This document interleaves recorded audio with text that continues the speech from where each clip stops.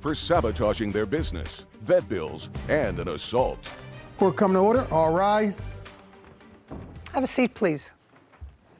Hello, Judge. Case number 2036, Carter versus Ashley. Thank you. Welcome.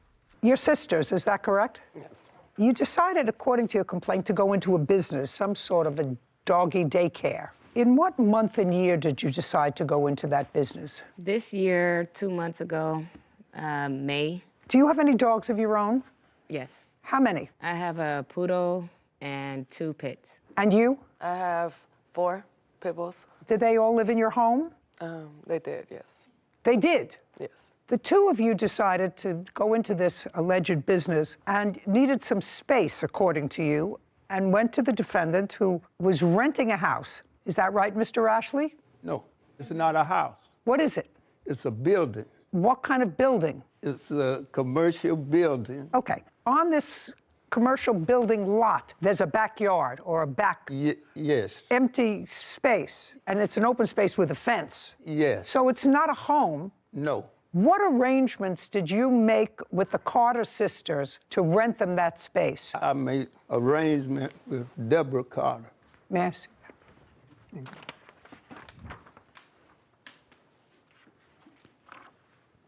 Deborah Carter. Correct. That's you. Yes. When for the first time did you meet Deborah? I think it was around the 4th of June. And she wanted to bring some dogs onto your property. Correct. How many dogs did she want to bring on your property? She didn't tell me. She told me she had a kennel. And when I got there and she had the dogs there in 2 cages, it was 7 dogs, 7 pit bulls. In cages? And yes, and they're there today. They're still there? Yes. May I see them, please? I don't have them, and I didn't know what to get together. Okay. I'd like to see what pictures you have, sir. Yeah. This is the 30-day notice that I've given them, and those are the pictures where she damaged. Miss Carter, sometime after June of this year, did you place dogs in this fenced-in open space in cages? Yes. Loud. You hear the way I'm talking? Yes. And how many dogs did you place in the cages? At that time, it was 7. 7 adult dogs. No, there's 3 adults and 4 puppies or 5. How old were the puppies? They were 6 months, 5 or 6 months. Who did the dogs belong to? Me. So all those dogs... Well... Judge, let's get it right the first time. This is not going to get easier. This is going to get harder, Miss Carter. So the 7 dogs that you... Stop playing with your papers. The 7 dogs that you placed in the cages were your dogs. Mine's my sister's and another friend. How many were yours? You had 4 pit bulls. Mm-hmm. Were your 4 pit bulls there? Yes. Yes, that's a yes. So you're 4. Your sister has 2 pit bulls. Were her... Look at me. Your sister has 2 pit bulls. Were her 2 pit bulls there? Yes. So that's 6. And somebody else had 1. Mm-hmm. Who was the person who had 1? They're not here. It's a friend. We were watching their dog. They have a dog. Okay, so you put your 4 pit bulls, your sister's 2 pit bulls, and a friend's pit bull in 2 cages. No. How many cages? There are 4 cages, but... Okay, I'd like to see pictures of the 4 cages. There you go.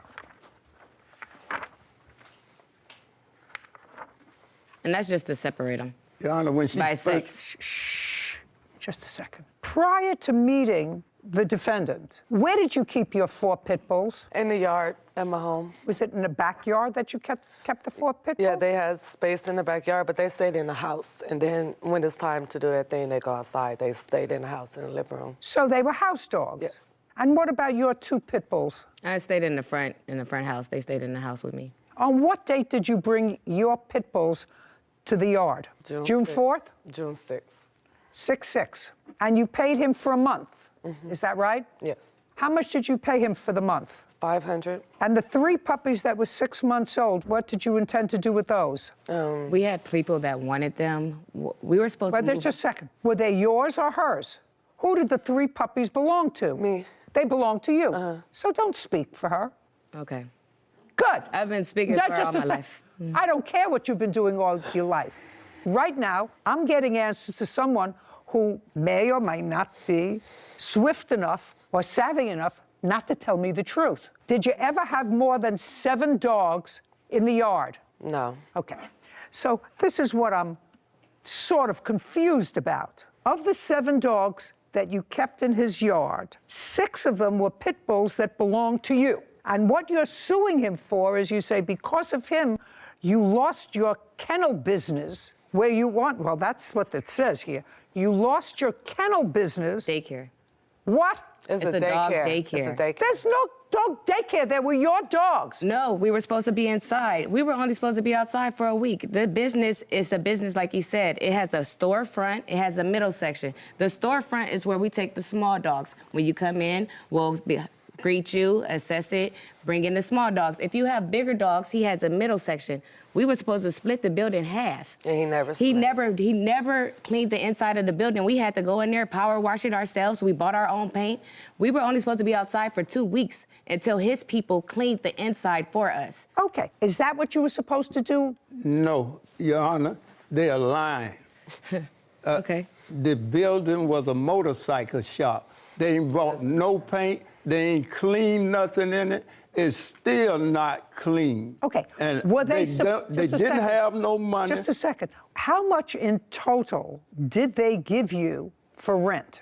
$500. Is that correct? Yes. For the first Just a month. second. Did you give them any more than $500?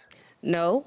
Did you have any other dogs other than your 6 dogs and somebody else's 1 pit bull ever on the premises? No. No, don't speak. I'm speaking to her. So whatever business you were, your investment in this business was $500. No. I worked for him May 25th to June 1st. I cleaned out 25 refrigerators. I don't care. That's not in here. That So I was don't- a pay. Yes, it is.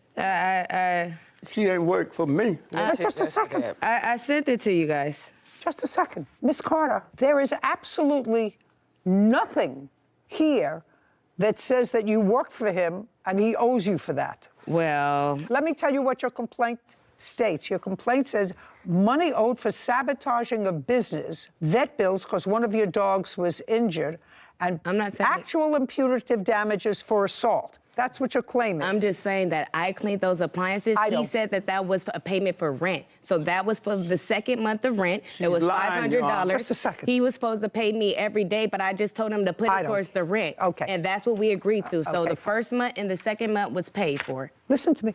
My question is simple. Yes. Sorry. There's only one attitude here, madam. Stand up. Are your dogs still there? Some of them. Get them off his property. Why is It's that? not It's his over. property. Very easy. You want to keep dogs in a cage like this? I can't control that. I am certainly not putting a judicial imprimatur on keeping dogs, and I don't care what breed they are, in cages in a backyard. So what I'm telling you this is you have 24 hours to get your dogs off that property. Get them off. He's going to get an order from a marshal. And if your dogs aren't off that property, they're going to the pound. So do you why is that- understand? why is that- I want you It's to like- understand. I want you to understand my order, because now we're in August. You started this whole process in June. I'm finishing it before it gets too mucky. Get your dogs off the property. We understand each other? Why is that? Why? What did we do? We paid. We like did the everything. only- No, we were you supposed paid to him do. for 1 month in June. But we You worked paid for him. Oh. You paid him in 1 month in June. We are now in August. This is a marriage that's not going to go well. Get your dogs off his property, and then you don't have to deal with them not anymore. his property, it's not ma'am. his Do you property. do you He's understand? It's not his No, property. I you don't want- understand. You- You don't you- understand that if it's not his property, then what are you suing him for? We're Because suing- he's the one who stabbed me. Oh, just And a he's the second. one who- Just a second. So if we're eliminating money owed for sabotaging a business, and if you're suing him for assault, then I'll hear your assault. Then I don't have to hear any of the things about the dogs. So all I'm going to hear about is the assault. Tell me what happened. You were assaulted. That's what you want to tell me. Yes, July 5th, we had came. My witness, if she could speak, she had No, she wasn't assaulted, right? Yes. Okay. She was assaulted first, actually. She's the first one he swung on. Okay. Step up. July 5th. Your name is what? Priscilla Walker. You don't own any of these dogs, do you? No, ma'am. What were you doing on the property on the 5th of July? I sometimes go and help them with the dogs, clean up and feed the dogs. And those dogs that were there, they were there for at least a month from June 4th to July 5th. Correct. They're 6 pit bulls. Correct. Right? That used to be, according to them, in the backyard or in their homes, right? Correct. Okay, now, Priscilla, I want you to look at me, and they're your friends, right? So you went over to help them. Yes. I want you to tell me what it is that caused them to take these house dogs that were in their homes and in their backyard if they had to relieve themselves, don't speak, and move them into cages in a backyard in a commercial building. I want you to tell me that. Your Honor, that wasn't the intent. They moved the dogs for a bigger space because they're entrepreneurs and they wanted to start a business. Just a second, it's not their business. Business is starting a business with somebody else's dogs, not your dogs. They wanted to start a doggy, uncross your arms. They wanted to start, according to them, a doggy daycare. That I understand. But you don't start a doggy daycare by taking your dogs that are house dogs and putting them in cages in somebody else's backyard. Why not? Or somebody else's space. Your Honor, that's not necessarily true. We're millennials. When you're boosting a business, you want to use yourself and what you have as advertisement, and that's what they did. So the other dog that they did have was a friend, and the friend was actually paying for that dog to stay there. So it did deem it a business at that time. You still haven't answered my question as to why their 6 pit bulls were in cages when they were formerly house dogs for a month. Your Honor, the gentleman over here to my left did not allow them they didn't have access to what they paid for. Just a second. Are you telling me that for a month they didn't have access for the dog? You just told me that you would go there and help them clean up. To the inside of the building that was promised I'm not to them? talking about the inside of the building. Okay. And the Pay yard clear. was filthy. We got the whole yard. Pay, We had the whole pay yard. careful. Junkyard on his inside the side. building. So They're not hearing all of you, and you're not answering my question.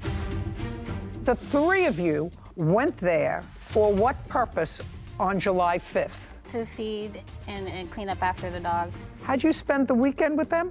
I was there. I'm not speaking to you.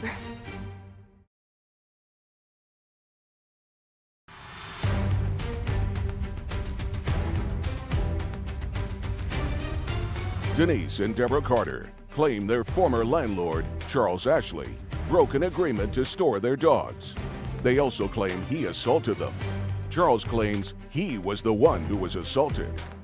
Okay, if I was starting a doggy daycare business and I had house dogs, my little Shih Tzus, running around the house where they have been for years, I would not take them and put them in cages in a back vacant lot in order to demonstrate that I had a business. My dogs just a slept in second. the house. They slept in the house. They didn't roam in like your little Shih Tzus. They didn't do that. Just a Those are second, you pit bulls. told me that they No, stayed I in your said that they house. stayed in. I said they slept in the house, in a cage, in an area. Yeah, well, that's exactly what I'm saying. I don't understand how you could take your pets. But they stayed outside. Because we were offering other things. We wanted to have one. All right, let's get to the assault. I'm not interested in this.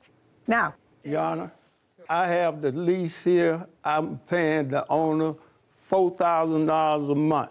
He lied Okay. to the loaner and said he wasn't going to do any sublease, and he subleased the only to us. thing I'm interested in Right. He is the subleased to us. the only thing I'm interested in is the assault. The So, only- Priscilla, Yes, don't ma'am. speak. The 3 of you went there for what purpose on July 5th? To feed and clean up after the dogs. Okay, and you had done that before? Yes. And when you got there on July 5th, was that over a holiday weekend? Yes, it was. It was a Tuesday. It was a Tuesday, so July 4th was on a Monday. Yeah. How'd you spend the weekend with them? I was there. I'm not speaking to you. Had you spent the weekend with them? No. Yeah. Okay, you say yes, she says no. I'm not asking you a question. Do you understand? So you spent July 4th. Go ahead. You spent July 4th with them. Is either yes or no? No. When did you meet them on July 5th? Around the morning. Around what time? 11 a.m. You're asking me with a question. 11 a.m. I don't know if it was 11. I'm 11 asking a.m. you. 11 a.m. Did you have a discussion with them? Regarding? regarding the dogs, what you were going to do that day. Of course, we always have discussions about what we're going to do during the Okay. day. When you spoke to Deborah, did you ask her when she had last seen the dogs? No. No, you did not. Deborah, prior to July 5th, when had you last seen the dogs? July 4th. What time? It was about 5 o'clock. I was in there, cleaned them up. He came, locked me in for 4 hours. Okay. So on July 4th, you were in there feeding the dogs. Yeah. And July 5th, you went back in the morning again to feed the dogs. Mm-hmm. Is not an answer. Yeah. Now, tell me what happened when you got there on July 5th. On July 5th, when we went inside to feed the dogs, I went to go turn on the water hose, and I noticed that the water would not come out. That's when they were in the kennels feeding the dogs, and I told Carter that, hey, the water's not on. So the door to the building was open. I believe they both stepped in. When they stepped in, there was like verbal altercation. So when they stepped in, you heard that there was someone else in the building? Yeah. Okay. And that would have been you, sir? Yes. On the 5th? Yes, me and another friend of mine. Okay. And what were you doing in the building on July 5th? It was about 6 o'clock that evening. My friend came by the house. He's a general contractor, and I'm renovating the building to set it up for business. So I said, come on, let me take you up here, show you the building. I need your help. We get up there. I open the gate, go in, leave the gate unlocked, and we walk through the building. When I come around, they're in the building. All three of them or just one? All three of them. Had you turned the water off to the No. hose outside? No. Do you I used know? to water the dogs when they didn't come because they'd be barking so, and the neighbors next door, I just moved in, Your Honor. I don't want to make no enemies. That's why I told them I'm not taking no more rent from you. Get the dogs out. Okay. I tell them you trespass. Just a second. So now you went inside, or the Carter sisters went inside. Yeah, I stood You by- heard some noise. Did you go into the building? Yes. Okay. And what happened when you went into the building? When I went into the building, he immediately got very frustrated and said, what are you guys doing here? Why are you here? You need to get off my property, get off my property. They're like, we paid you. We have an agreement. And next thing you know, he pushed Deborah Carter, he pushed her, and then that's when Denise Carter got in the middle and said, no, you're not, don't put your hands on my sister. The situation ensued. The gentleman that was inside stopped everything and walked him out of the building. And as he's walking him out of the building, and we're walking out behind him so that we can try to figure out what's going on with the water, he slams her foot in the door and tries to lock her in and pushes her. And that's when they started pushing on the door because at this point he's trying to lock them in. Locked them in the building? Yes, ma'am. Okay. When they actually, the gentleman stopped him and the door opened, I seen what type of altercation it was. I didn't want anything to do with it. I'm like, so at that point, nobody was injured? No. Okay. So now you're outside? Now we're outside. Okay. And you're outside in the back back area area. where the dogs are? Correct. Tell me what happened next. So as we're walking, I'm walking fast because I noticed that he's walking fast. And I'm like, you're not about to lock me in here. You already just tried to lock them in there. You mean lock you in the the yard? yard. So you got out of the yard? Yes, he tried to close the yard gate on us, which is a really big, tall, black gate. And as soon as he tried to close it, it was just an altercation, a verbal altercation started. He didn't like what was said. I was on the left-hand side. Tell me what the altercation was. Everything was said about the business, that they were going to speak to the owner, that, he still owed them money if he wanted them to move out for the rest of the month, that he could just give them the money or whatever and they'll leave. It wasn't a problem. By the way, I am looking at your lease, and you did lease the premises from June of 2022 to May 31st, 2025 at a monthly rent of $4,000. Are you still paying rent to the owner of the building? Yes, ma'am. You have to remove your dogs there. He's not He's paying not rent. paying He rent. has He an has eviction eviction notice and he too. owes He owes $4,000. lying. I have a picture of it. He's lying. He hasn't paid rent. Proof When that was- nothing He else hasn't he's paid saying rent is true. this month or last month. He got the eviction last month on the 11th. Okay. Right now, he has not been evicted from the property. Is that correct, or have you? Right. I just paid him yesterday. Why did you say you? Just a second. Oh, I'm asking a simple question. I have before me, ladies, pay attention. I have before me a lease that gives him 3/4 of the building and the backyard. Until he's evicted, until this lease is deemed void, you have to remove your dogs within 24 hours Why? of today. Why? I am evicting you with a marshal tomorrow. Get your dogs out of there. He has medical records that he received 5 staples in the top of his head. And that's not something he did to himself. That happened.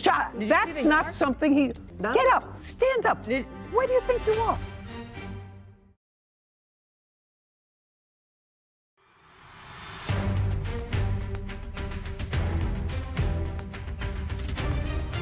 Denise and Deborah Carter have accused their former landlord, Charles Ashley, of breaking their agreement and assaulting them.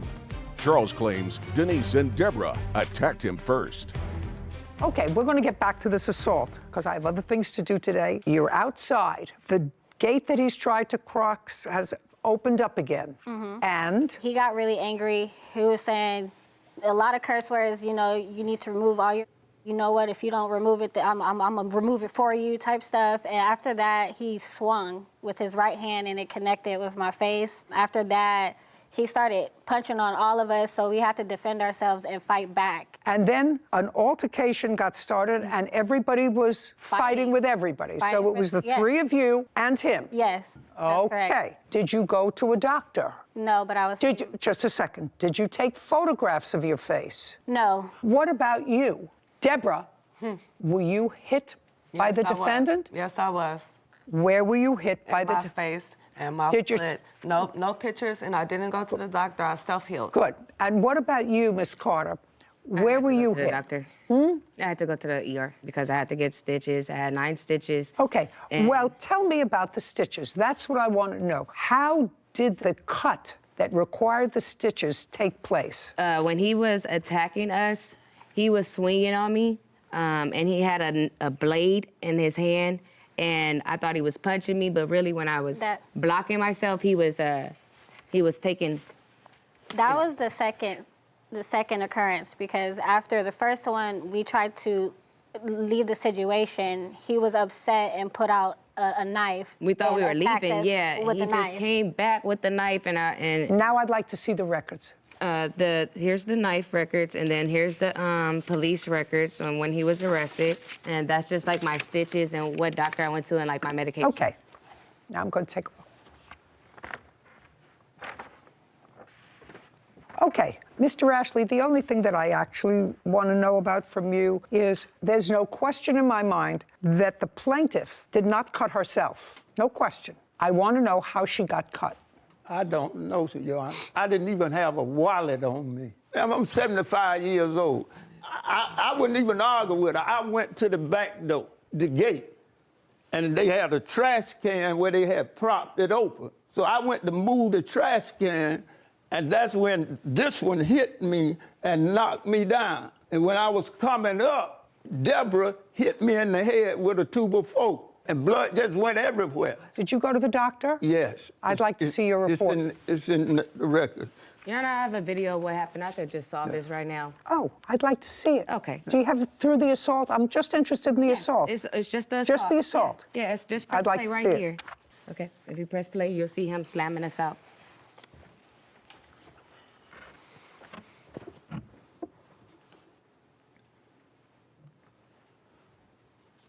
I don't see any assault. You Well, wanna show me? yeah, but I tell you, my phone fell out the hand. Well, I'm just saying then that don't he- show me what I can't see. All I know is he has medical records that he received 5 staples in the top of his head on that date. And that's not something he did to himself. No. Get up, stand up. He Where do you did do think that. you are? You think he did that to himself? Yes, do you He's- see the tire behind him? He just fell over it. That's And exactly all what that wood happened. behind him, he He fell had- on that Just stuff. listen to me. Blunt head trauma, which is what They the knocked me emergency, down. which is what the You emergency. yourself down. Okay. You attacked us. You You're have- attacking us and pleasure. okay. Listen to me. okay. Listen to me carefully. right. You have now sit. You have 24 hours to get your dogs out of that yard. You want to show me pictures of a trash-strewn yard? That's not where I would keep my precious house dogs That was the- for an hour. So get your dogs Out of there, 24 hours from today. How do I counter that? This is not a dance party. I'm ruling now. 24 hours, remove your dogs. You have nothing left to do with him. He wants you gone. I want you gone. I want those dogs out of the cages on that property, and I want them gone within 24 hours. Now, there's no question, Mr. Ashley, that both of you were injured in that altercation. No question. All I'm asking is, subsequent to your arrest, did you have a hearing? No, Your Honor, I have it right here. They rejected the case. May I see it? They wouldn't even hear it. Sure.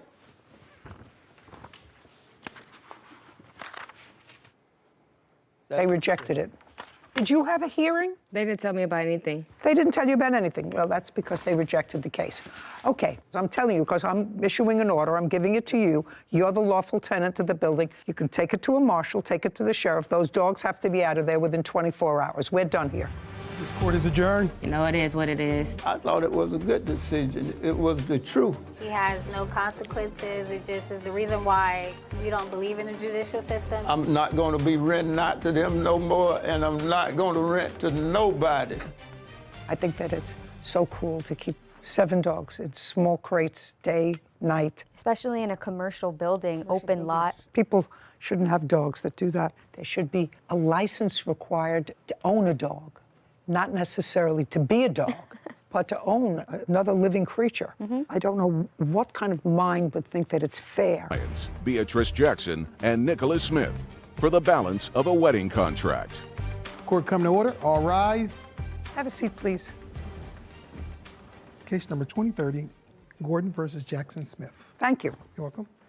Miss Gordon, you're a wedding planner. Yes. You called her to plan a wedding that you were having in Las Vegas. Yes. Is your husband? Yes. The wedding was scheduled for what date? April 30th of 22. Your lawsuit against the defendants is for the balance of a fee that you say is due and owing to you. Ms. Jackson and Mr. Smith are counterclaiming for a whole bunch of things. They said that not only didn't they get everything that they paid for, that you selected the venue, and they were ejected from the venue because they weren't allowed to have a wedding there or serve liquor. So what was your fee that you quoted the defendants, and how much of that fee did they pay? My fee for planning the wedding was $4,000. And that $4,000, was that fee reduced to a contract? Yes, it was. I'd like to see it. Okay.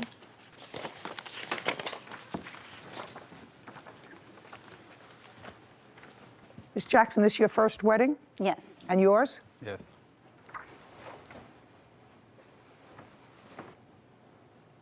Okay, your total fee was $4,000, a deposit of $2,000. Did they give you a deposit? Yes. Okay, so they signed an agreement to pay you $4,000. How much did they pay you in total? In total, for our planning fee, they paid No, in total, how much did they pay your company? $2,000.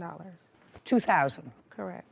So how our company is set up is we're set up as an affordable payment plan for a wedding. So we set up our clients on a payment plan. So they also pay the expenses of all of their wedding through us. So you have to send them an invoice for what it was that you spent for the vendors. Correct. Okay. And then also the default of that contract states that if they miss payments, they have breached the contract. That's why we're here. Each of you is accusing the other of breaching this agreement. You say that they didn't finish paying you what they owed you, and they say you didn't furnish the services to them that they signed up for the wedding.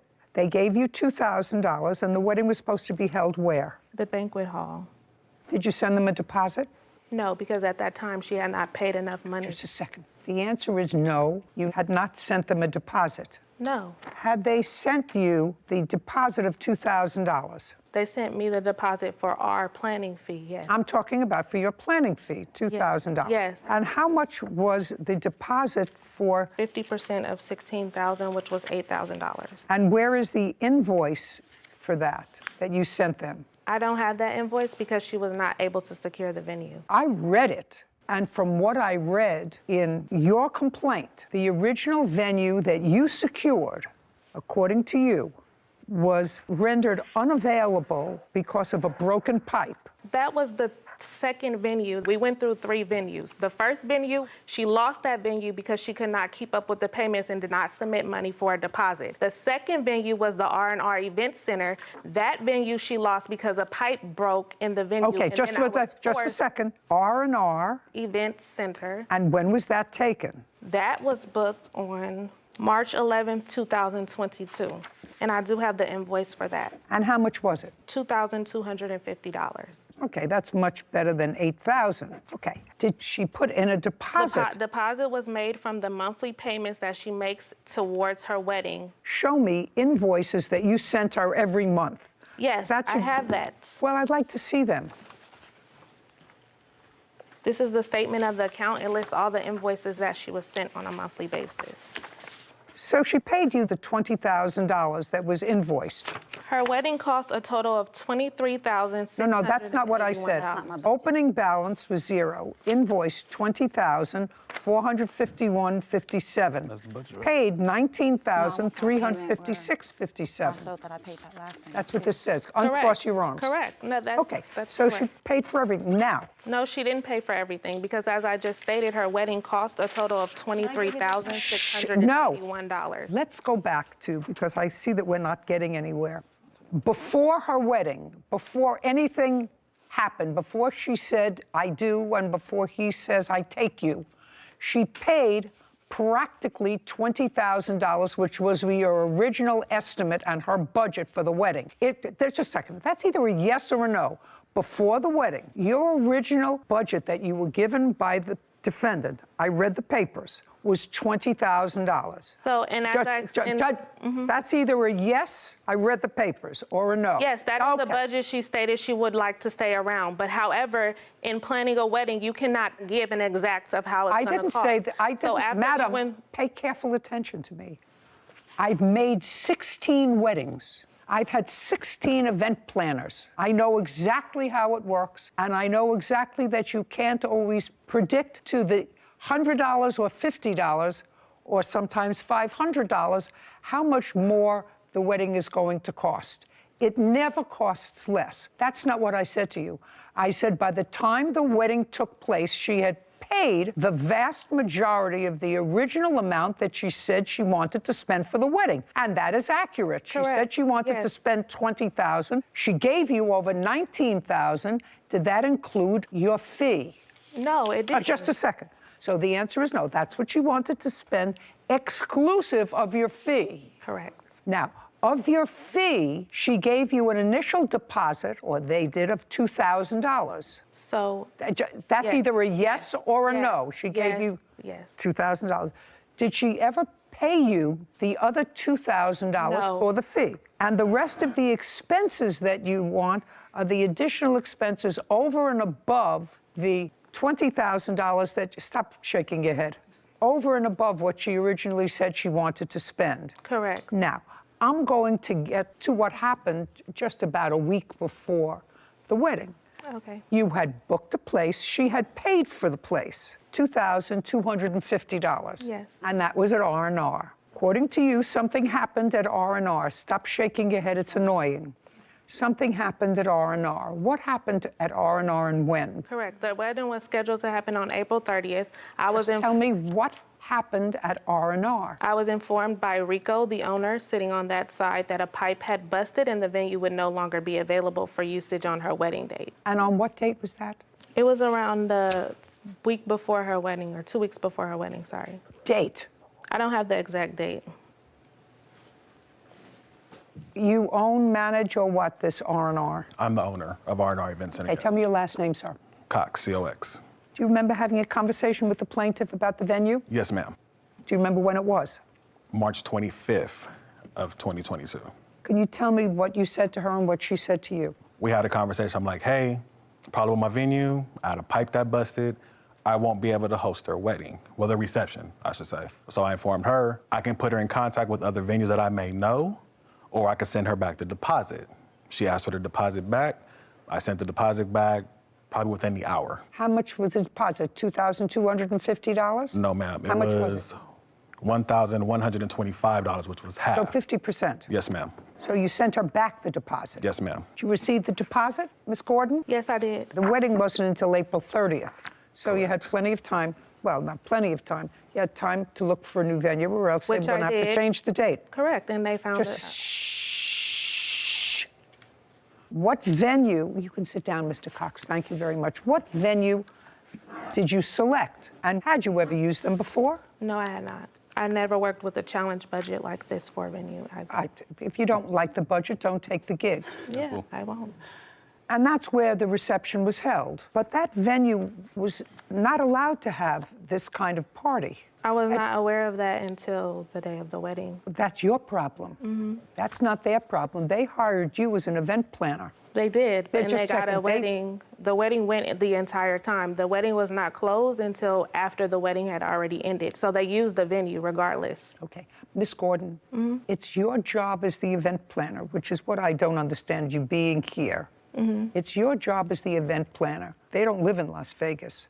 That's your job to ensure that the place that you select is a venue that's capable of performing the duties that you outlined in your contract, which means they serve food, they're allowed to serve liquor, they're allowed to dance, they're allowed to host an event of how many people? It was supposed to be 120, but all of my guests didn't get their invitation. So Okay, so over 100 Actually, people. Your Honor, it wasn't that they were not allowed to have the wedding there. They were allowed to have the wedding there. What they were not allowed to do was the business was not allowed to operate after a certain time, and that is what the business owner produced to us. Just a second. You want to show me a contract that I she don't signed have- with that yes. business owner? Ms. Gordon? Yes, I do. Yeah, I would like to see the contract that you signed with this business owner.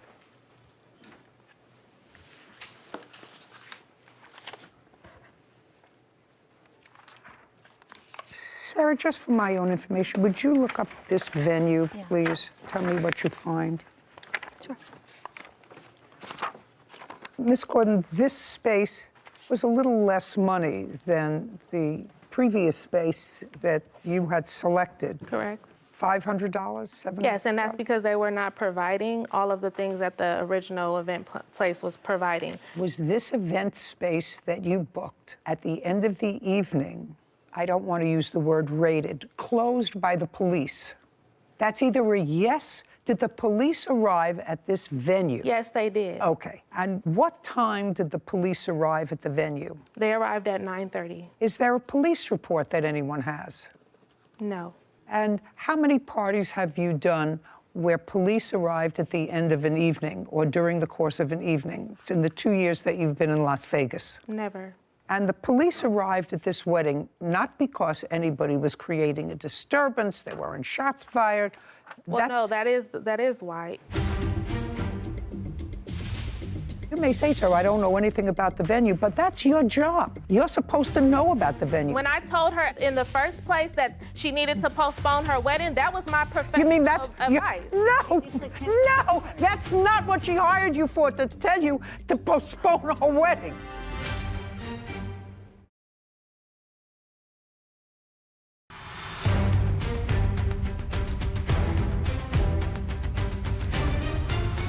Wedding planner Tara Gordon claims her former clients, Beatrice Jackson and Nicholas Smith, owe for the balance of their wedding. Beatrice and Nicholas are countersuing for breach of contract. Okay, police arrived at this wedding not because anybody was creating a disturbance, there weren't shots fired.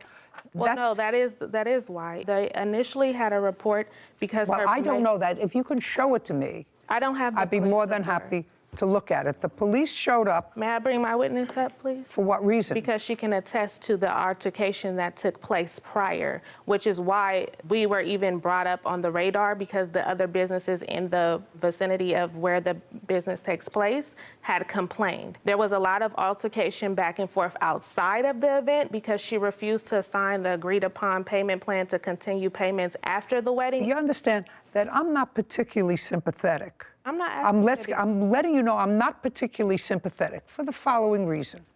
Somebody plans a wedding and has a budget of $20,000 plus your fee, so that's, say, $25,000 that they either put together or are saving up for a wedding, first for each.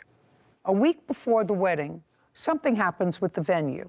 where the wedding could not be held at the venue of their choice. They're relying on an out-of-state wedding planner, that's you, to find a legitimate venue that is licensed to have an event. When they get to Las Vegas on the date of the wedding, you present them with a new contract. No, that is not true. That Well, is when where did you have it incorrect. just a second. When did you give them? Because you said that the problem, which caused the police to text come. messages, too. Just a second. I don't understand. Before I selected the very last venue, she was on FaceTime with me, looking at the venue with me, because I informed her I've never worked with this venue. I don't know anything about the venue. I told her that the best thing for her is to postpone her wedding.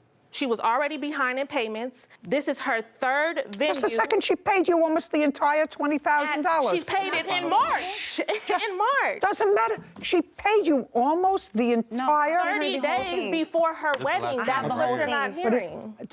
I'm not looking at you. Before her wedding, she paid you almost the entire amount of the $20,000 that she originally gave you as a budget before the wedding. If you look at the contract, it says that you're going to make monthly payments so that we can adequately plan your wedding. You booked me back in 2021, almost a year before your wedding. The wedding was to be planned over the course of that year. The initial venue that I have worked with, that I know is reputable, she ended up not paying the deposit on time, so they had to move forward with another date. After that, I didn't get any payments from her until March, when she got her tax return. And then at that time, I was forced with less than 60 days to try to find another venue, in which I did, which was our event space. And then a pipe busted in that event space. And then I was forced to find another venue for her. I told her back in January, the top of the year, you need to postpone your wedding. Before invitations went out, before of all of that, when she was having troubles with her payment plan, I advised her as a professional, I think you should postpone your wedding date. You may talk a lot, but the bottom line is you're the expert. Uncross your arms. You're the expert. You're trying to talk over me? You're trying to talk over me? No, I'm not. Good. So you're the expert. She's out of town. The reason that she selects a wedding planner in Las Vegas is because you're supposed to know whether or not the venue that you recommend is able to take care of the party you book. You may say to her, I don't uncross. You may say to her, I don't know anything about the venue, but that's your job. You're supposed to know about the venue. When I told her in the first place that she needed to postpone her wedding, that was my professional You mean that's advice. No, that's not what she hired you for, to tell you to postpone her wedding. She hired you to plan her wedding, not to give her advice whether or not. You're trying to talk over me. That doesn't happen. That doesn't happen. You have to understand there are certain things that you did. Okay. You got out the invitations. That's a great thing. I assume you got a DJ. That's great. All of those things. The wedding itself, to me, was problematic. If my wedding ended with the police coming to the venue, and it turned out that the venue was one where you weren't allowed to have that kind of an event, I would be annoyed at the wedding. They were allowed to have a wedding. No, they weren't. The police officer. The contract clearly states that. I don't care what it states. That's not what the police officer said. And you know, because you have a police I don't report, care what it spoke to them? No, I don't you were care what it escorted out. states. You started to tell me before that the reason the police came there is because there was an altercation about you giving her another contract on that date, and there were words outside, and people were complaining, other people who were in the area. That's not what I said. What did you say? The night before her wedding, I explained to her. I want to know what's happened on the date of the wedding. Just a second. Can you let me finish so I can articulate? I want you to go because I have a limited amount of time and I'm getting very old. I thought what you said to me, and you're going to read this back, is that the reason the police were drawn to the venue is because of the arguments outside. Correct. With, let's read that back. That's what I just said. That was on the date of the wedding. Correct. You got married, and you're happy, and you had people at the wedding. She got a free wedding. And you $20,000. You're almost done. Do you understand? You're almost finished. Go ahead.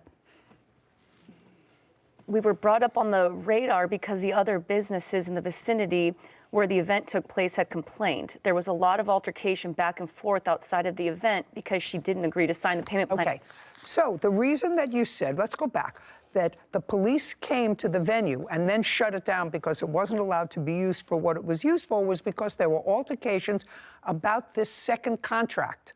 No, that's not the contract we were having an altercation about. That's what I'm trying to Oh, just a explain to second. you. On the day of the wedding, Miss Gordon, did you present her with a new contract to sign? That's either a yes or a no. Yes, I did, but not for the venue. That's I don't, it's not for the venue. I didn't say it was Okay, for the venue. yes. On the day of her wedding, did you present her with a new contract? The answer is yes. Yes. You said you had discussed that with her the night before? Correct. And uncross. Oh, sorry. And the night before, did she agree to sign? Yes, she Just a did. second. A new contract? Yes, she did. Okay. And the new contract provided for what? The new contract that she was supposed to sign Provided for what? provided for the remainder balance of the $23,681 that her wedding actually cost. Because she had only paid $19,000, you have the sheet, so I don't have the have it, exact number. but 19,356.57. Correct. So since she had only paid that amount and the total expenses for her wedding were $23,681, so Okay, the and night so what- before she so agreed what- to make a payment plan with me to extend her payments beyond her wedding date to pay off this And remaining balance. And is that what she agreed to on the phone? Is that what you're saying to me? Correct. She agreed with She you agreed if we- Shh. She agreed on the phone to pay you the additional $3,500 or $4,000, and she agreed to pay it over time. Correct. And that was Friday night. Correct. And then she got to the wedding. Correct. And at what point did you present her with the new contract? At what point in the event? Upon her arrival to the reception venue. Now, what happened when you got to the reception venue? You'd already gotten through the ceremony, so you're already married. What time did you get to reception? So the reception was supposed to start at 5. It was supposed to start at 5, but when we got there, she wasn't even done decorating. All of my family stayed outside for another hour, including my grandmother, my grandpa. We waited in cars. Okay. I said it was supposed to start at 5. At 5. This venue that I have here someplace, you have it? I think it was supposed to start at 5:30 and end at 10:30 per the contract. Okay, thank you. Was it supposed to start at 5:30? Yes. What happened at 5:30, Ms. Gordon? I presented her with the contract, and then she refused to sign it. Her guests were waiting outside because she was refusing to sign it. When she refused to sign it, because our agreement was she was going to sign the agreement before we started the reception. When she said that she did not want to start the reception, I responded and I said, we will pack all of this up and my staff and I will leave because now we're not being paid for our services. What time did the police arrive? I'm telling you, I would be furious if I spent $20,000 for a wedding and my evening ended by the police having my guests leave. Furious.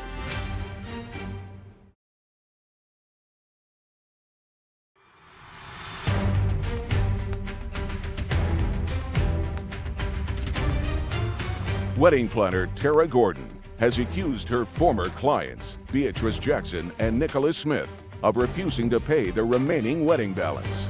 Beatrice and Nicholas claim Tara booked an illegal venue for their reception. So, what time did the police arrive? The police arrived at 9:30. And did the police tell everyone to leave? Yes, they did. And told everyone that they had to leave? They arrived and they told me that everyone had to leave. Whether they told you or whether Yes. they told them. They Yes. said the place had to be clear. Correct. And that was an hour before the termination of the event. So at the end of the event was... The event was supposed to end at 10:30. Police arrived at 9:30. That's according to you. That's an hour short of the event time she was supposed to have at the venue. No, the event was supposed to end at 9:30. This is her timeline of events that was supposed to take place. This is the contract. That's the time that I have the venue too. I have to clean up. The agreed upon timeline is here. The wedding was supposed to end at 9:30, giving me an hour to clean up. I'll take a look at what you have. I'm just telling you that this is the signed contract. That's signed between me and the venue because they were giving me an extra hour to clean up. That doesn't say that in here. Because I booked it for a timeline. I booked it from 5:30 to 10:30. I outlined everything that takes place. It ended at the last song of the night was at 9:30. And she went through the last song. We made it through the last song of the night on time. Could I take a look at that? I just can't wait till it's my turn.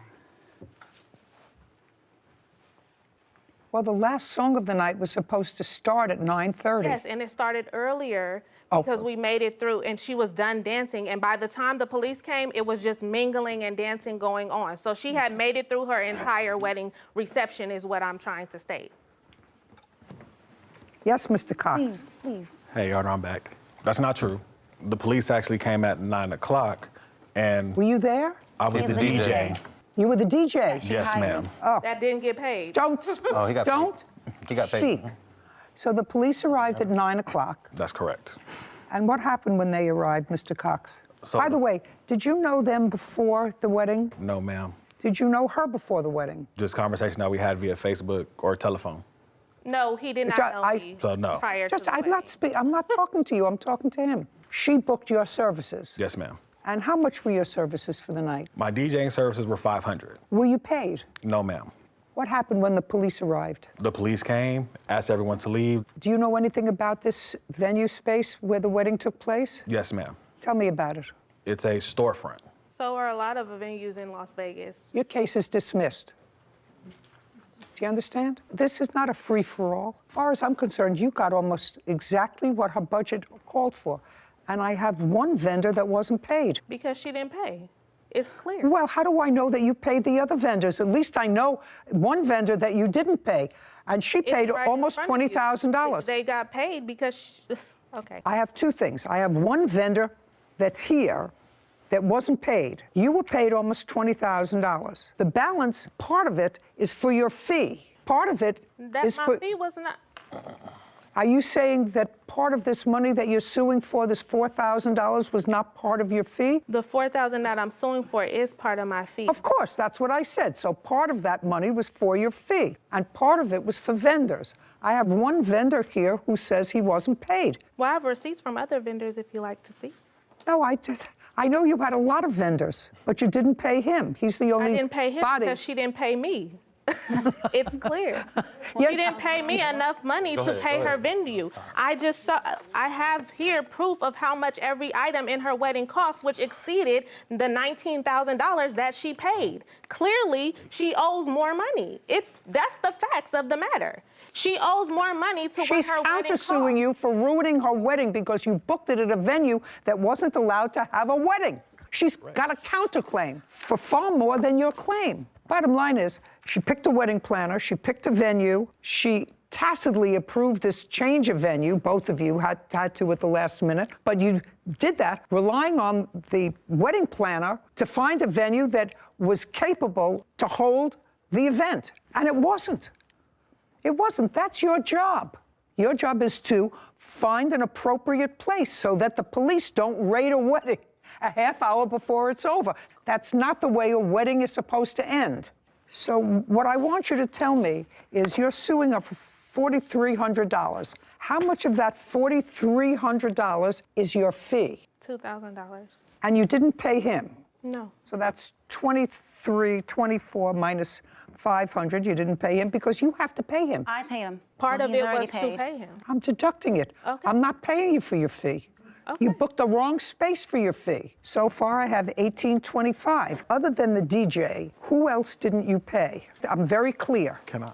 Other than the DJ, he's going to tell me, the DJ is going to tell me, other than the DJ, who else didn't you pay? Mr. Cox, could you stand up, please? You seem to want to tell me something, and since you didn't know either one of these parties, I'm going to let you tell me. Do you know any other vendor other than you who wasn't paid? The bartender also was not paid. Bartender. That's correct. Which is his wife. That's correct. I don't care if it was his wife or not, it was the bartender. Right, but what I'm saying was the bar was included. How much were you supposed to pay the bartender? The bar and the bartender came with him. He offered to do the bar and to DJ because his pipe busted. So what I'm saying is, he said, I'll bring my bar and I'll do a cash bar, meaning that... That's because a bar you can't have for $500. So right, we'll but do he a was cash doing a bar. cash, correct. Did you do a cash bar? Yes, ma'am, I did. Okay. So you made some money off the cash bar? Yes, ma'am. Yes, of course. Got it. Now you can sit. So what you paid him was $500 for both. And $150 for the bar. $650 total. That's what he charged them outside of the wedding. This is a very easy case for me. You were paid almost $20,000. I wasn't paid anything. I was Yes. paid $2,000. And I would feel doubly furious if on the day of my wedding, as a new bride of an hour, the event planner said to me, you can't go in unless you sign this contract modifying our first contract. The contract was not to modify. Your case is the dismissed. contract. We're done. Okay. This court is adjourned. So you counterclaim.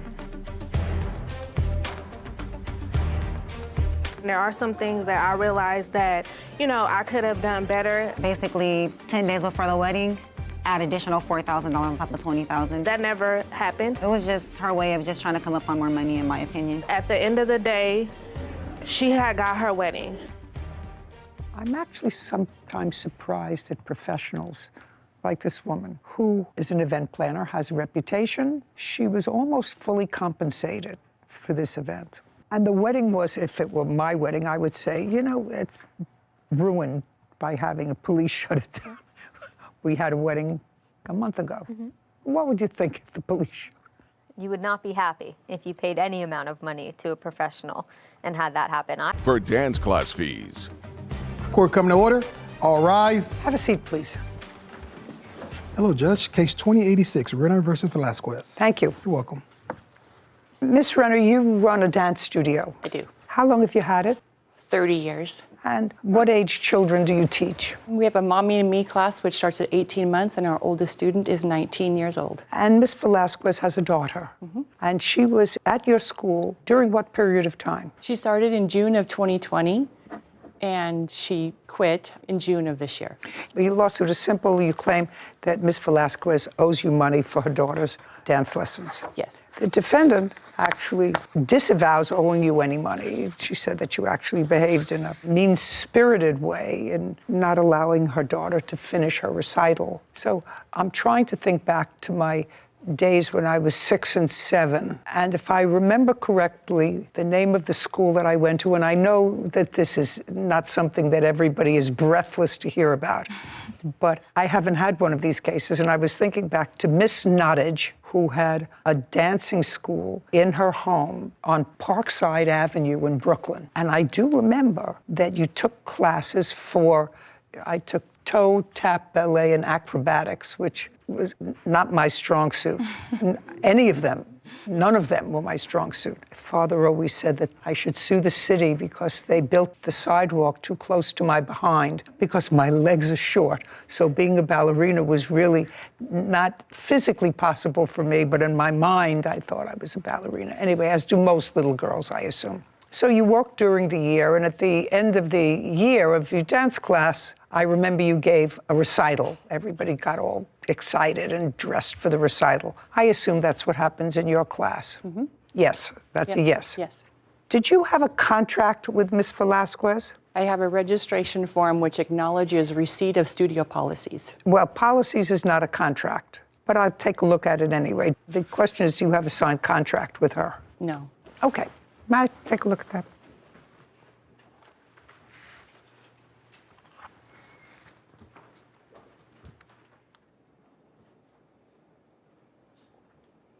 According to these policies, which are not a written contract because she has not signed this document in particular, you say you acknowledge receipt of it. What it mostly is to tell them what the instructions are and give you a release of liability.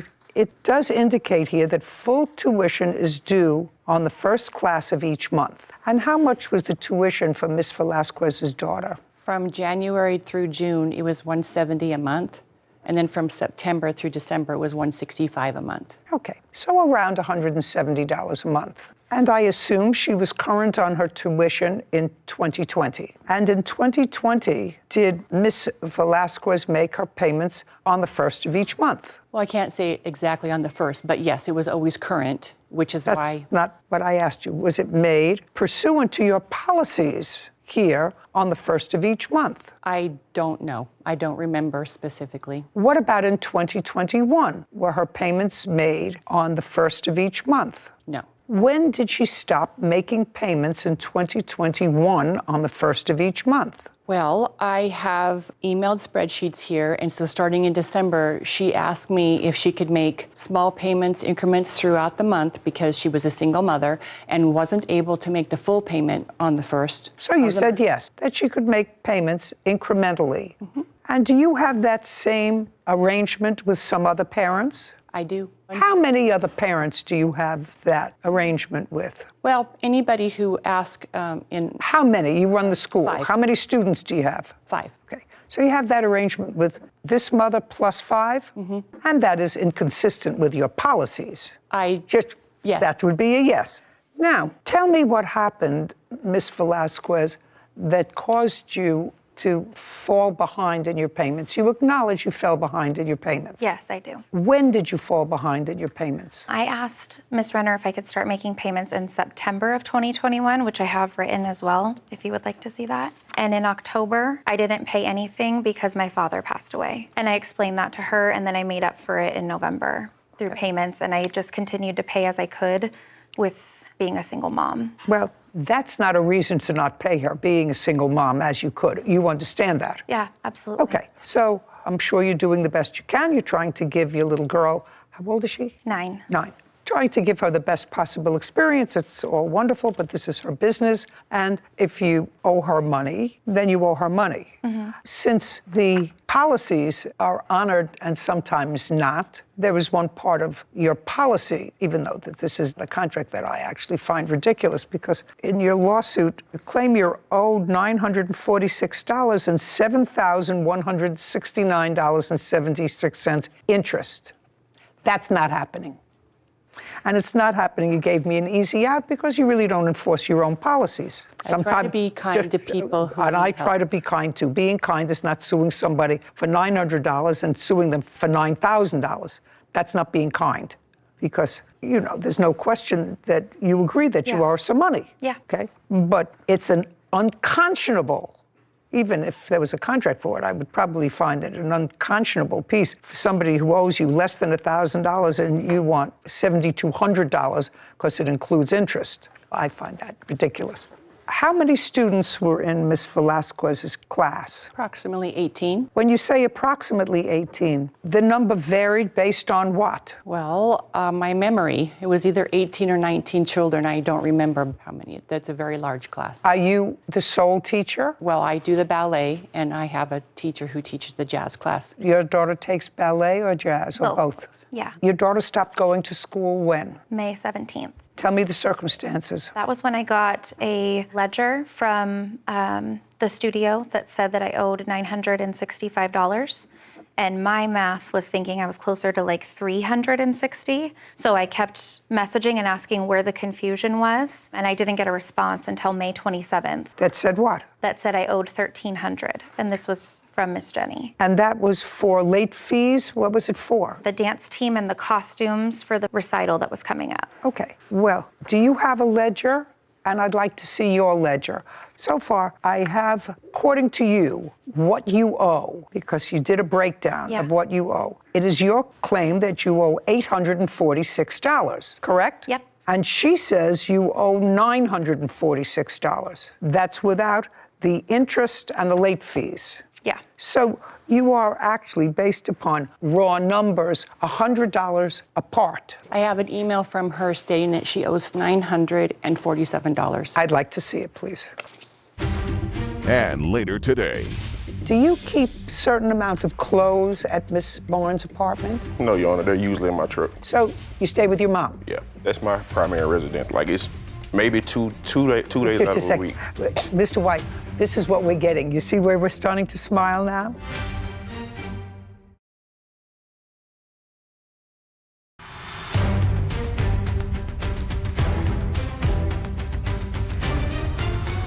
Jennifer Renner claims her client, Danny Velasquez, owes for dance class fees. Okay, so in this email, you acknowledge owing $586 and then $360 for teen. What is teen? They did like competition teams that I allowed my daughter to be on.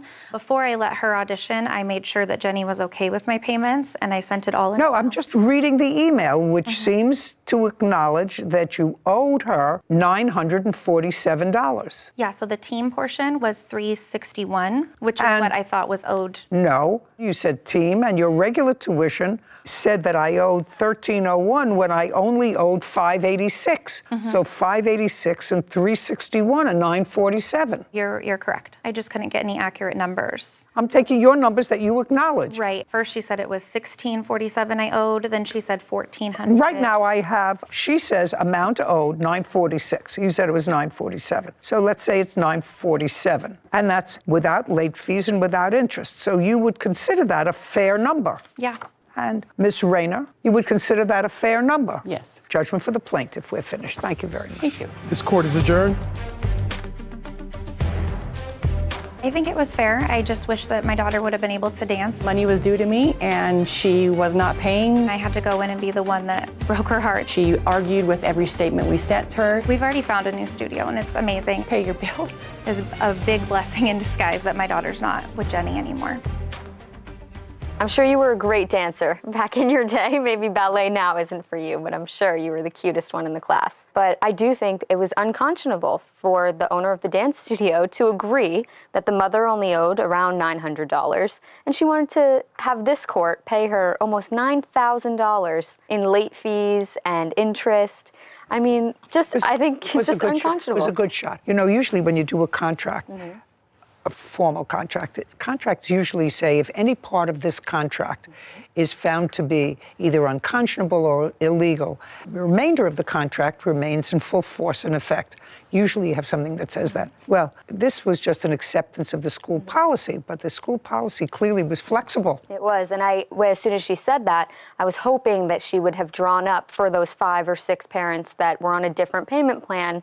I would have hoped that she, as a business owner, would have drawn up something mimicking a contract with them to show what their agreement was. Memorialize that agreement. Because as you said, well, if you're flexible on this point and that point, why are you not flexible on the interest that you... interest point, exactly. which sounded unconscionable. It did. Anyway, I really, Sarah, remember those dance classes and crossing Parkside Avenue to go to Miss Nottage's studio. The thing that I remember most about it was the acrobatics class. I swear they had something strung up that looked like a torture chamber.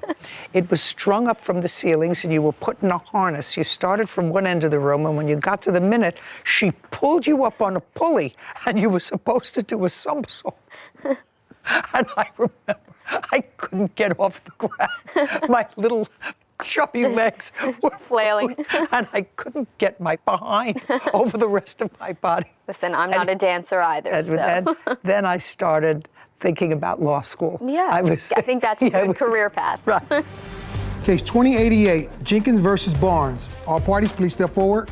Fenshia Jenkins is suing her former roommate, Victoria Barnes, for rent and a security deposit.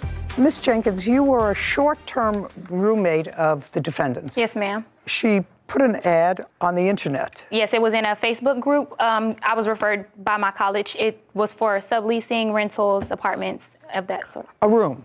Yes. Do you have a copy of the ad? I actually do. I would love to take a look at it. No problem. What college do you go to? University of Alabama at Birmingham.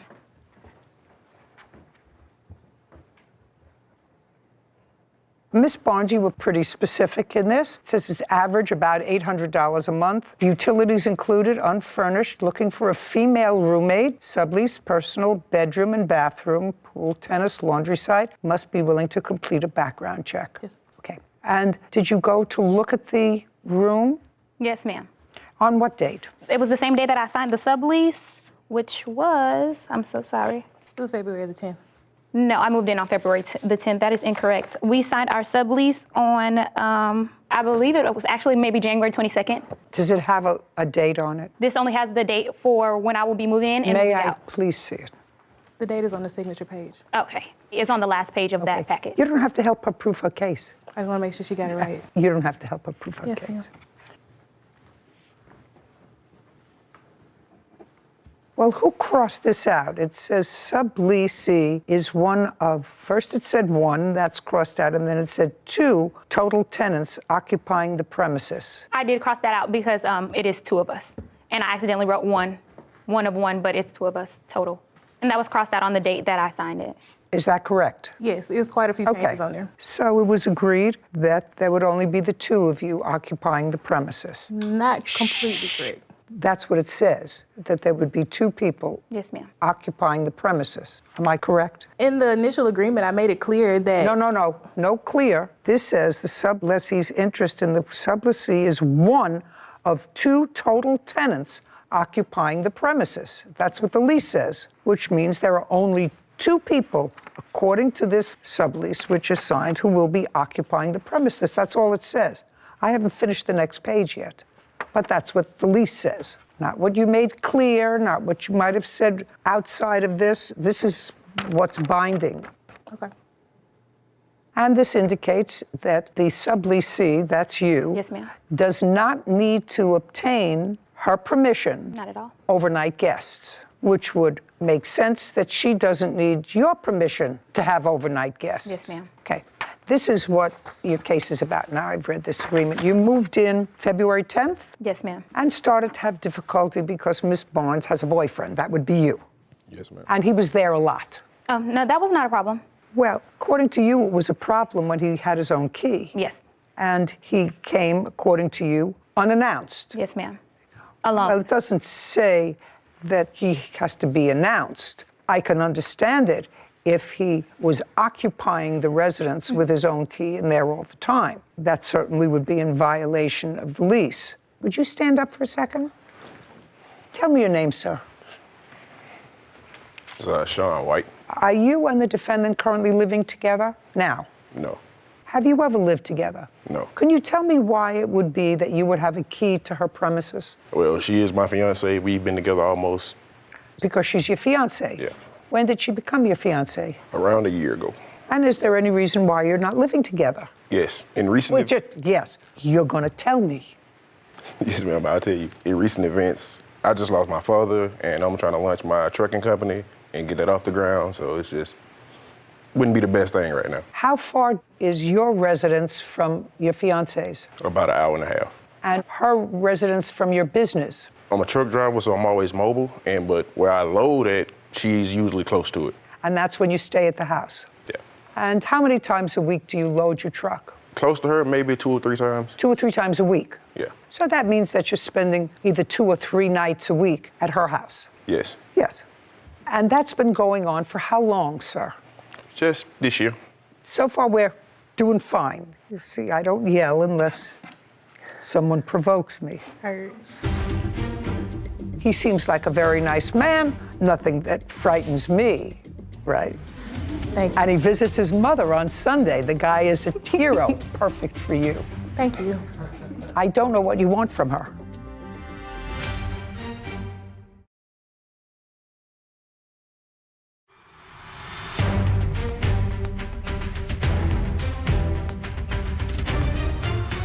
Vanshia Jenkins claims her former roommate, Victoria Barnes, owes for rent and a security deposit. Mr. White, do you keep a certain amount of clothes at Miss Barnes' apartment? No, Your Honor, they're usually in my truck. When you're going to stay over, do you bring up a bag or do you bring up a backpack? What do you bring up with you? A bag and a backpack. Do you have toiletries in her bathroom? No, ma'am. You carry that with you? Yes. Now, when you're on the road, if you stay over 2 or 3 days a week at Miss Barnes's house and you're on the road, how many days a week are you on the road and sleeping either in your truck or at a motel or at a truck stop? Between 2 and 3 days. It's all depending on where I go. So that brings us to maybe 5 days a week or 6 days a week. And where is your home? Aforementioned 1 hour. Is that where your father lives? I'm sorry, but he's passed. He passed? Yes. Okay, so the house that you're staying in is his house? Yeah. Anybody else live there? My mother. So that 1 day a week you stay with your mom? This usually probably a Sunday when I don't have anything to do. Do you stay at your mother's house? Yes, that's my primary residence. Like it's maybe two days out of a week. Mr. White, this is what we're getting. You see where we're starting to smile now? If you see your mother on Sundays and you're on the road half the week, and you're at the defendant's house half a week, you can tell me from today until the cows come home that your mother's house is your primary residence. But if you look at it objectively, put your hand down. If you look at it objectively, you're on the road part-time. When you're not on the road, 3 times as many days a week you stay at her house. 1 day you stay at your mother's house, and you tell me that that's been going on since the beginning of the year, which would be January or so of 2022. That's what you just told me, and that actually makes sense. I beg to differ though. Like the time that I stay there, it might be 8 hours, and then I'm back on the road. I don't care. And it's like maybe 2 days out of the week. Now you can sit down, Mr. White. Wait. Okay, I get the scenario, and not unusual, you were unhappy with this more frequent access than you were advised of. May I add, I was not unhappy with how much he was there. It was only the fact that he had came in by himself and she hadn't let me know. I only had told her that that made me uncomfortable, and I got kicked out for it. That's not true, Your Honor.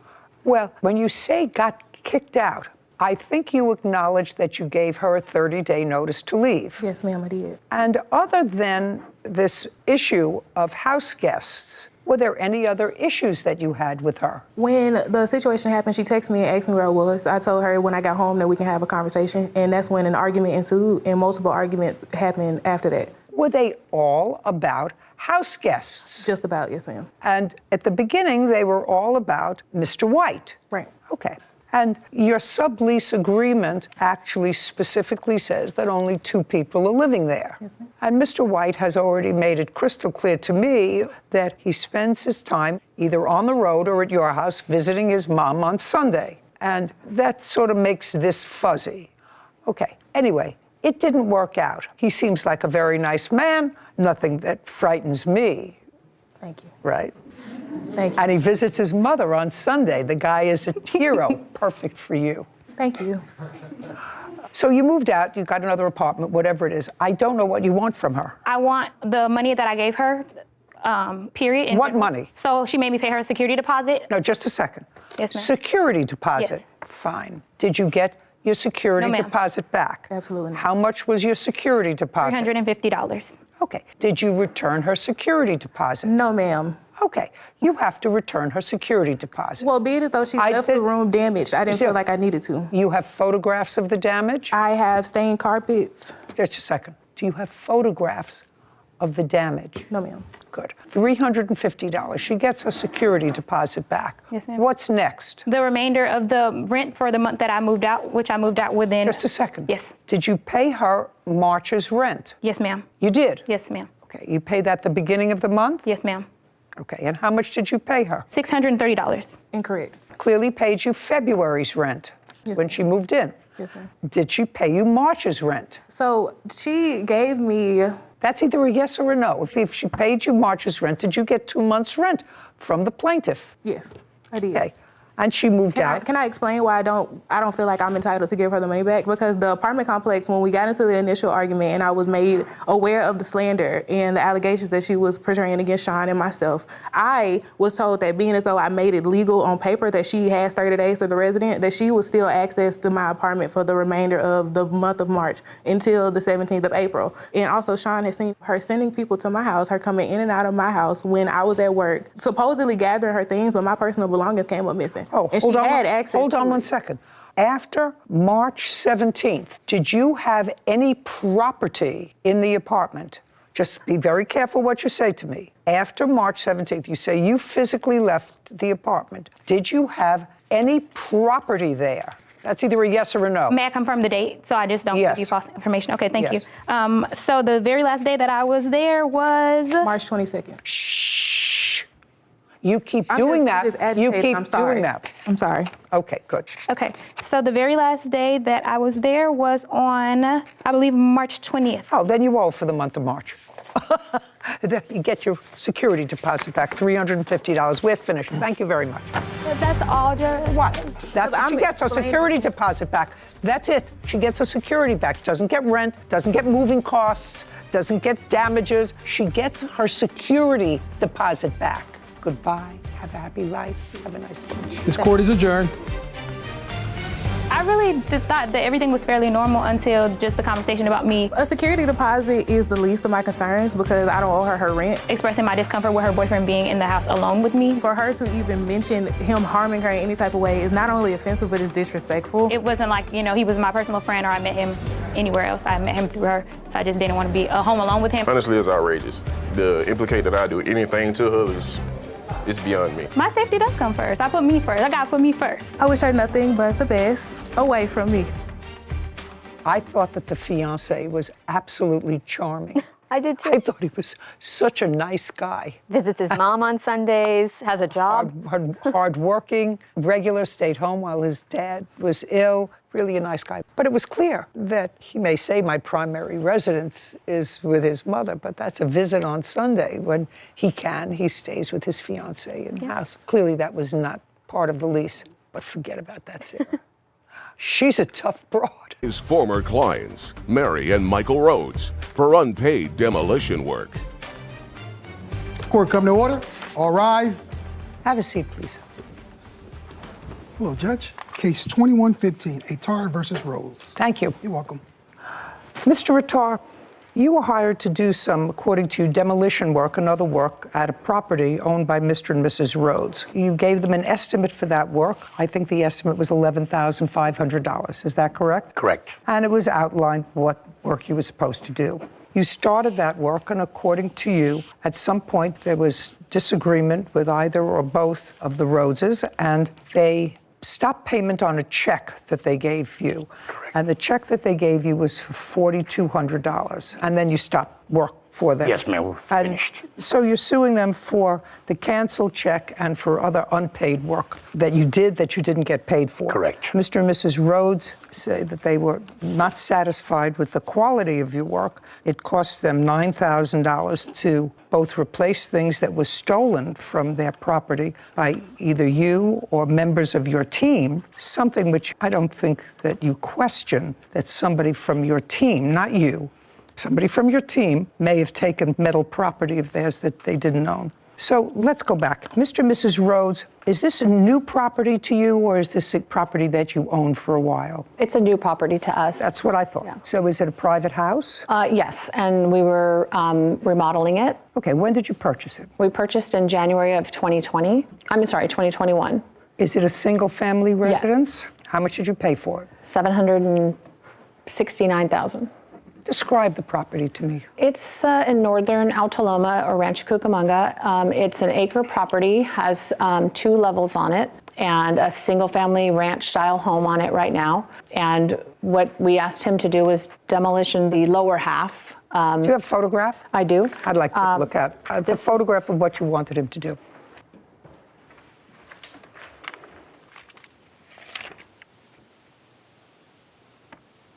That's what the lower half looked like before.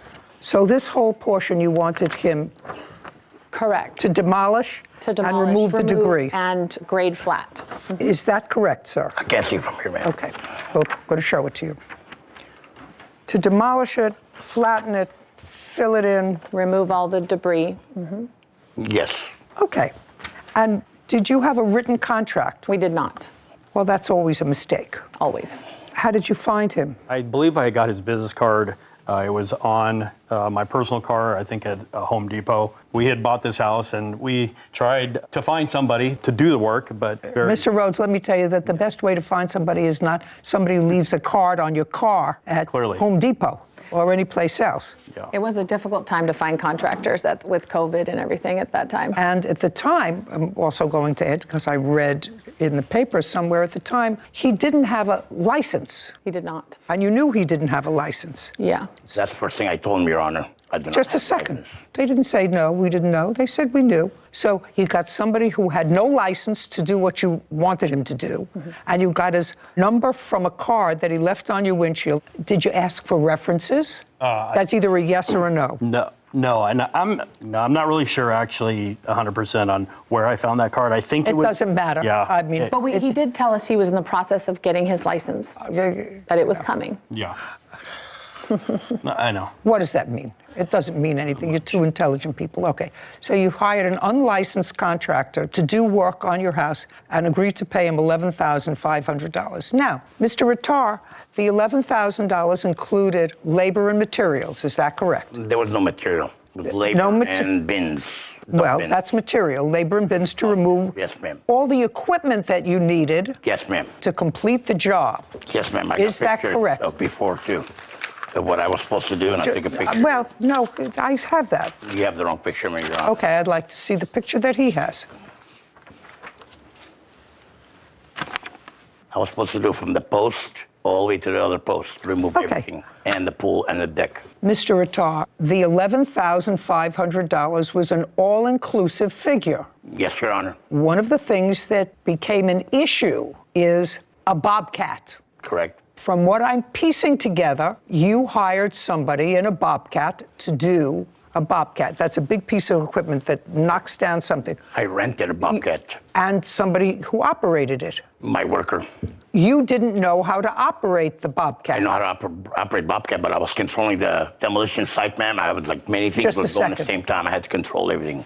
Mr. Rattar, something happened with the bobcat, the original one that you got. What happened with it? It broke down on us. No, it didn't break down on them. It broke down on you. On us.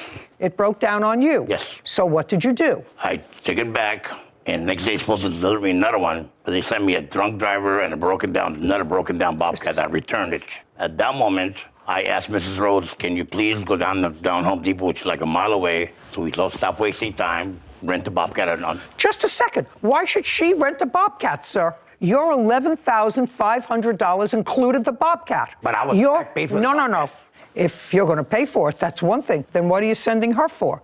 If your $11,500 figure included all materials, then she doesn't have to rent a bobcat. If you rented one that didn't work, rent one that works. How much of a down payment did they give you? Presume was $4,000. When did you start the job? I started the job on 15th of January. When did you leave the job? I was asked to leave on the 2nd of February. On February 2nd? Yes, ma'am. Not to go back, I will call the cops on you. Between January 15th and February 2nd, other than the $4,000, did they give you any other money? Yes, Your Honor, they did. How much money did they give you? They gave me up to $7,000. So they gave you an additional $3,000? Yes, and $1,000 check. Your Honor, that was within the first week we gave him. It doesn't matter to me. My question was between January 15th and February 2nd, they gave you $7,000. Correct. Explain the other $4,200, which is the check that they stopped payment on. Okay. I'll happily explain to you. The bobcat she rented for me on her behalf, it cost $329 to rent per day. And I rented for 1 day only, but they charged me $800. No, that's not correct. Just a second. I didn't ask you anything. Okay. Do you have a photograph of what the property looked like when you left? Yes, ma'am. The last picture I took before I was kicked out of the property. You're talking, I'm not listening to you.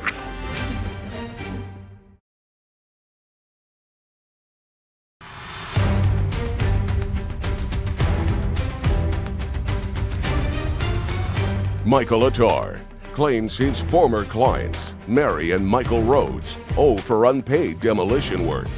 Mary and Michael are countersuing for lost wages, equipment rental, and missing property.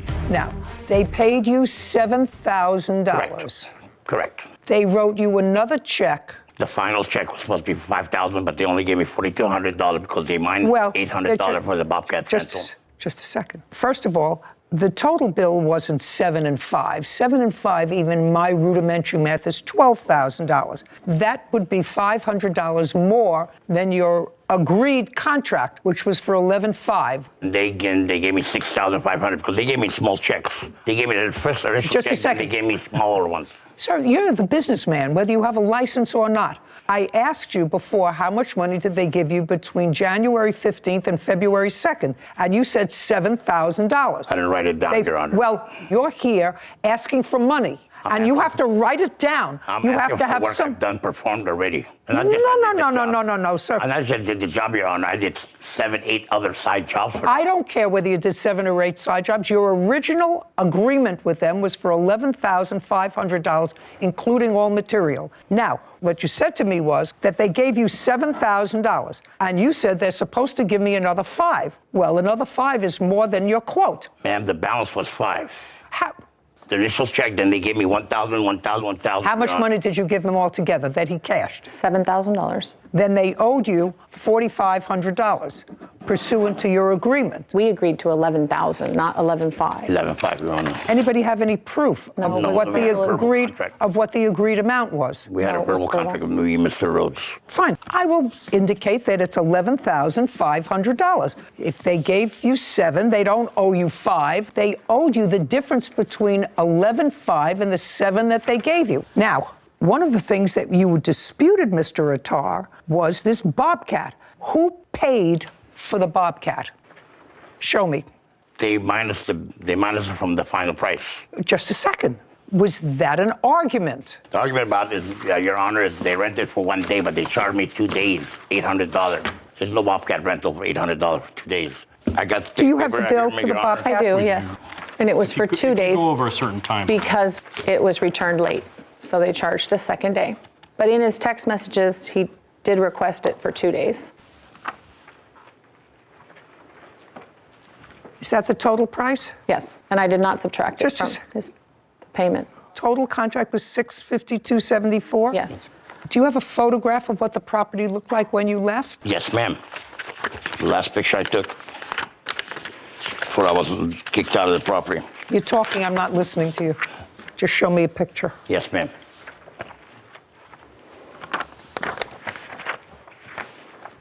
This is not a picture. Mr. Attar, you're the businessman. Yes, ma'am. This is your company. Yes, ma'am. Company requires A, a license before you operate, which you didn't have. If you did. B, it requires a written contract. You're the businessman. They're people who bought a house who got your number off a windshield someplace. You're the businessman, and you want the parameters. You want them fixed. So I don't know if it's 11,000 or 11,500. Do you understand? Very much, Your Honor. Right. Well, that's your mistake. You look as if you've probably been in business for a long time. 14 years. And is what you're telling me you don't have written contracts? All my contracts are verbal. Then how many times have you been in court, sir? Never. Never. I never had a stop payment check. Never paid me on time, Your Honor. It's the problem. So when you finished, the debris wasn't all removed. That wood, they kept telling me, don't touch it. Their neighbor, cousin, whoever's going to come pick it up. That was just cut cork wood. No. There's brick, there's wood, there's cement. We cleaned all that. I personally cleaned all that. Just a second. What I asked you, Mr. Attar, was show me a picture of the property when you left. This is the picture that you showed me. That was the last, before I had more work, I came in and did more. I wasn't taking pictures. I wasn't expecting somebody to stop payment on a check, Your Honor. I was not expecting that. What it looked like when he left. What about after? Well, what are you showing me here? This brick that's here? They piled it there and then left it there. Well, that's probably a good one. No, it was supposed to be removed. So this is the back. That's the picture of the sagging patio because he removed part of the supports that were holding up the patio that he wasn't supposed to. So it's now sagging. Now, this is the picture that you gave me when you told me this is what you wanted, level, cleared, and made flat. Right. Now, I want to see your picture of what this looked like when he left. You have it. It's in some of those photos. That's leveled. You're talking about this? Yeah. That's part of it. The close-ups, that's part of it. Well, it looks like most of the stuff is done. It looked like a lot of cleanup left. No, ma'am. We've done all the cleanup. Well, I haven't seen that, so then what you're supposed to do is take a photograph. It was also buried underneath. These are the photos of when we did it ourselves and really leveled it out. And as we were doing that, we found so much buried underneath that should have been removed, but his Bobcat person buried it all. Your Honor. Buried all the debris, all the concrete brick. Okay, let me see the bill from the... No, we did it ourselves. We rented equipment and did it ourselves on his vacation. Oh, nice. Okay. $4,500 is so far what's owed on this contract. Now, your counterclaim is money owed for lost work, equipment rentals, labor and missing damages to property. What money owed for lost work? During the second week that he was working, he called and said that his crew had left. This was the second day of use of, supposed to be use of the Bobcat that I rented. Okay, if you interrupt me again, I'm just dismissing your case. Do you understand? Thank you, Your Honor. Understand? Yes, ma'am. Very good. So just explain lost work. Who's lost work? His. Oh, forget it. Well, he called and said his crew left. Forget it. He can't finish the job. You weren't living there. Not yet, no. You weren't living there. Okay. He wants to go. I'm not interested in his lost wages for taking care of his house. So far, you owe the man the balance on his contract unless you had somebody else do it, which is absolutely fine. And I would look at that removal of debris, what it costs you, and you're absolutely entitled to that.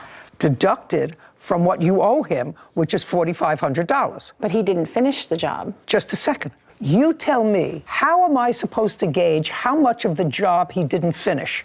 Did he not complete $2,500 worth? $3,500 worth? $1,500 worth? I think the $7,000 we paid him was overpaid. He didn't have to end up removing an entire pool. He only had to remove... That's your problem.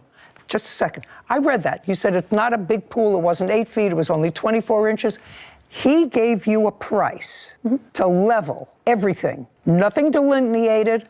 Nothing in a written contract. The pool turns out to be 2 feet instead of 6 feet or 2 feet instead of 8 feet. Well, if he was the contractor and he came out and he looked at the pool, he said, oh, this is an 8-foot pool, and it turned out it's a 12-foot pool, he'd be stuck with 11.5, just like you're stuck with 11.5 because it was shallower.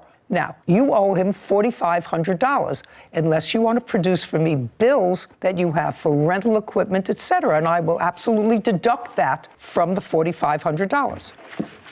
Just give me the bills and the amount of equipment. Don't say nothing, Mr. Retard.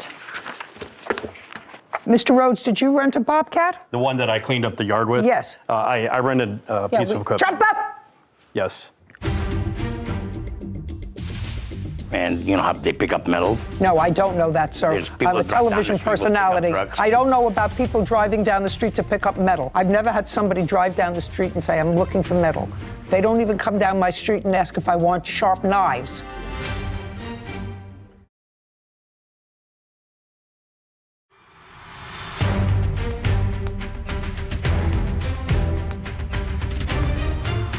Michael Attar has accused his former clients, Mary and Michael Rhodes, of refusing to pay for demolition work. Mary and Michael claim he never finished the job and stole their property. Now, what did you rent? A skip loader. That's different from a Bobcat. Yes, that's correct. Smaller? I would say bigger.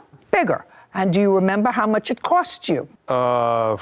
Did you rent it from Home Depot? No. It's from a local rental yard. I think it was all the equipment we in Ontario. $1,300. Yeah. Find it. Yeah. Find the bill. They didn't print it, so now I gotta. How many days did you have it, Mr. Rhodes? 4. I'm dismissing your counterclaim, Mrs. Rhodes. Do you want to know why? Because I asked him a specific question, and you answered. Do you understand? Do you understand? That part of your counterclaim, because you don't have it, you can't find it. So far you owe him $4,500. Not $8,600, but $4,500. Now, do you have any proof that Mr. Attar or someone from his team stole copper piping or whatever piping that you claim was missing? Do you have any proof that either Mr. Attar or anyone under his authority took property from you? Yes. We have text messages back and forth. Okay, I'll read them.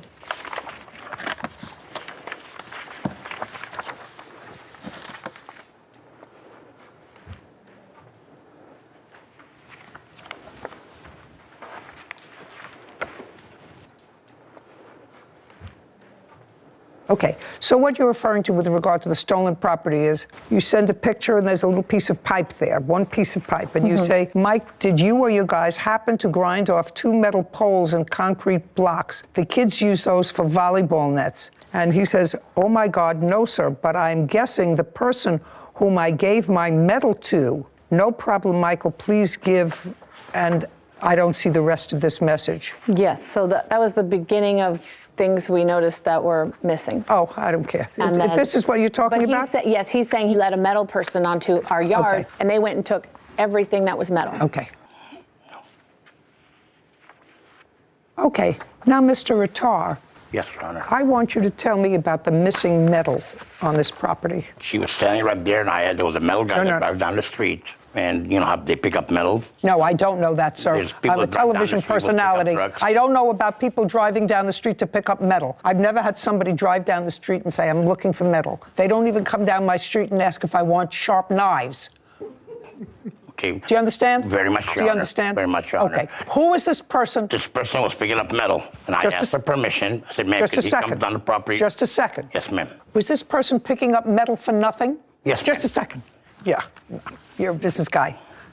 Mr. Attar, somebody drives down the street and says, you know, I see you doing construction. Is there any metal around here that you want me to dispose of? Yes, ma'am. They do a lot. Yes. And then they look around. This is what you tell them. They look around and they take the metal for nothing. Yes, ma'am.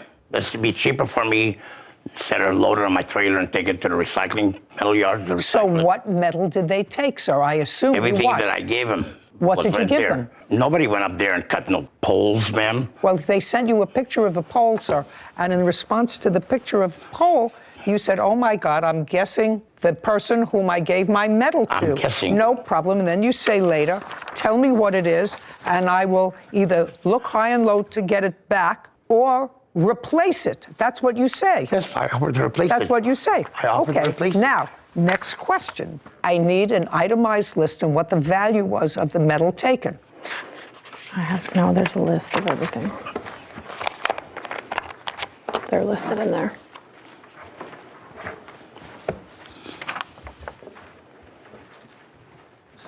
What is this? Those are all the damages, but the metal is listed in there separately of the items that are missing. No, it isn't. This is a whole bunch of other things that you prepared for this case. It's in there underneath. There's the horse feeder. Part of the corral was cut off. This is something that you wrote yourself. Yes, you said an itemized list. If they took 6 feet of pipe, get me a bill from Home Depot for the replacement of that pipe. Oh, I have all the bills for the replacement of metal, not what you prepared for this litigation. I'm sorry, I misunderstood. Itemized list.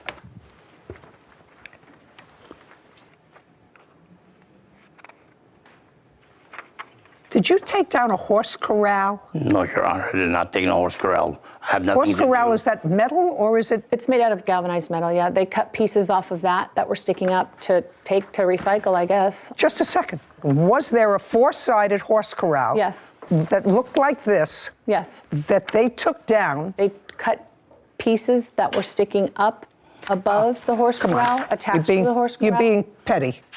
You're being petty. $306, Ram's price, galvanized wall-mounted horse feeder. Did you take a horse feeder? No, Your Honor, I got no. Yo, Mr. Attar, $4,500. Judgment for the plaintiff. Counterclaims dismissed. We're finished. This court is adjourned. Well, his equipment broke, and he wanted us to rent the equipment for him. Equipment died because things breaks down. And then the next day, he calls and says he can't finish it. At that moment, I didn't have a credit card to my name. And that's the honest truth. So we pretty much figured that was job abandonment at that point. I'm gonna have a written contract in the future. Don't hire Always him. hire a professional. I could not believe that your first question to him when he said that he'd been working as a contractor for 14 years was, and you've been working all 14 of those years unlicensed? Oh, yeah. I was waiting for the question. I was waiting at the edge of my seat, and it never came. Different minds. Yeah. Should have slipped me a note. I should have. You should have slipped me a note. No, that actually didn't cross my mind, but that's a good question. Yeah, oral contracts and no license. No license, but there's no question. He did the work. Yeah, no, I agree. He did the work, and they were really dickering over who was going to absorb the cost of this second Bobcat that they had to get, which was really ridiculous. If they had had another contractor who came and completed the job, you would have awarded that. I would have deducted it from the $4,500 that they owed him. But absent that, the fact that he rented some sort of piece of equipment and came and cleaned up the property was not important to me, and the rest of their case was nonsense. Next time, they won't employ somebody for $11,000 from a card from your windshield. At Home Depot. From